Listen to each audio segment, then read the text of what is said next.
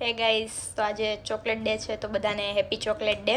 અને મારે તમને આજે કંઈક કહેવું હતું, મતલબ આજે ચોકલેટ ડે છે. મારા પપ્પા એમ જ્યારે હું ઘરે હતી ને ત્યારે મારા માટે બહુ બધી ચોકલેટ્સ લાવ્યા હતા અને મેં બધી જ ચોકલેટ સાચવીને રાખી હતી કે ચોકલેટ ડેના દિવસે એના પર હું રીલ્સ બનાવીશ. મતલબ મેં મંગાવી નહોતી એમની જોડે તો બી એ મતલબ લઈને આવ્યા હતા મારા માટે. જો હું તમને બતાવું, છે ને બધી ચોકલેટ, એ બી અલગ અલગ કિટકેટ ને ડેરી મિલ્ક ને સિલ્ક ને આમ અલગ અલગ બધી.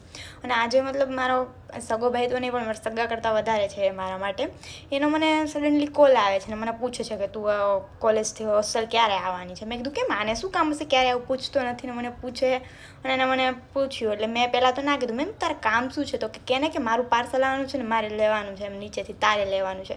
ને ચલો હશે કંઈ કાંઈ મંગાવ્યું હશે. અને હું આવી ગઈ, મેં એને ફોન કર્યો કે હું હોસ્ટેલ આવી ગઈ છું. તો એ મને કે કંઈ નહીં, તું નીચે જા, મારું પાર્સલ આવે છે લેવાનું. મને જરા બી ખબર નહોતી, આઈડિયા નહોતો કે એ બી મને ચોકલેટ મોકલાવાનો હશે.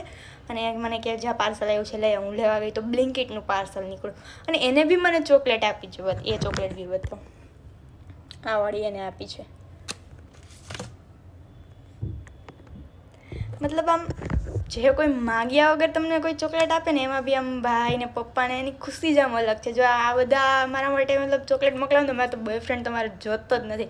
ઘણા બધા એવું કહે કે મારે બોયફ્રેન્ડ હશે નથી ભાઈ, કોઈ બાપો બોયફ્રેન્ડ નથી અને મારે જોતોય નથી. કંઈ નહીં guys, again happy chocolate day, by.